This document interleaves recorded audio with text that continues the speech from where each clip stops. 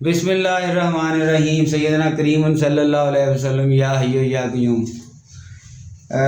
جی پیارے دوستو، میں حکیم احسن علی موسیٰ آپ کے ساتھ آج ہم بات کریں گے متوازن غذا کے اوپر کہ متوازن غذا ہوتی کیا ہے۔ ہم غذا کے بغیر ایک دن بھی زندہ نہیں رہ سکتے، ہر روز اپنی پسند کی اچھی سے اچھی غذا کھاتے رہتے ہیں۔ ہم میں بہت کم لوگ ایسے ہیں جو غذا کے متعلق یہ جانتے ہوں کہ جو کچھ وہ کھا رہے ہیں اس میں وہ ضروری اجزاء شامل ہیں جن کی ان کے جسم کو ضرورت ہے یا نہیں، جبکہ کچھ لوگ غذا کو مقدار کی ترجیح دیتے ہیں۔ ان کا خیال ہوتا ہے کہ غذا خواہ اچھی ہو، معمولی قسم کی ہو، کافی مقدار میں ہونی چاہیے، زیادہ ہونی چاہیے۔ اگر غذا غیر متوازن ہوگی تو اس کا کھانا اور نہ کھانا برابر ہوگا۔ انسانی جسم ایک مشین کی مانند ہوتا ہے، جس طرح مشین کے لیے پیٹرول، گریس، اس طرح کی چیزیں ضروری ہوتی ہیں۔ اگر اسے یہ چیزیں میسر نہ آئیں تو وہ مشین کام کرنا بند کر دیتی ہے۔ تو ہمارے جسم کا بھی یہی حال ہے، اگر ہماری غذا وہ تمام اجزاء شامل نہ ہو جن کی جسم کو ضرورت ہوتی ہے، ہمارا جسم نظام الٹ پلٹ کر رہ جاتا ہے۔ جسم کی مشین کو چلائے رکھنے کے لیے ضروری اجزاء جو ہیں وہ کل بھی میں نے بتایا تھا کہ وہ وٹامنز جو ہیں اور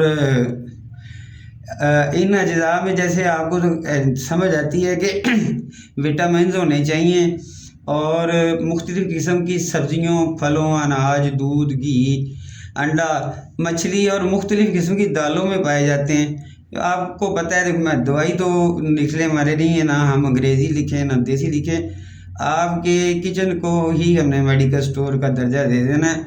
تو جناب آپ نے اپنی ان چیزوں کا متوازن کرنے کے لیے ان اجزاء کو ایک عرصے تک آرام سے استعمال کرنا ہے۔ جیسے یہ ترفڑا ہوتا ہے تو اس میں وہ ہرڑ ہوتا ہے، بیڑا ہوتا ہے اور آملہ ہوتا ہے۔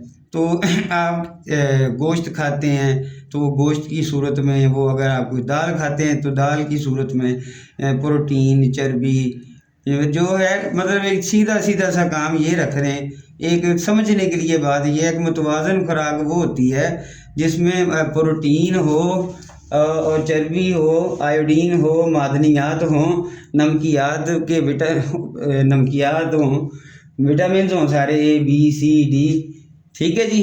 تو یہ غذا ایک نارمل غذا ہے، تو متوازن غذا ہے جو تقریباً عام طور پر جسم کی تمام ضروریات کو پورا کرتی ہے۔ دعاؤں میں یاد رکھیے گا۔ اللہ حافظ۔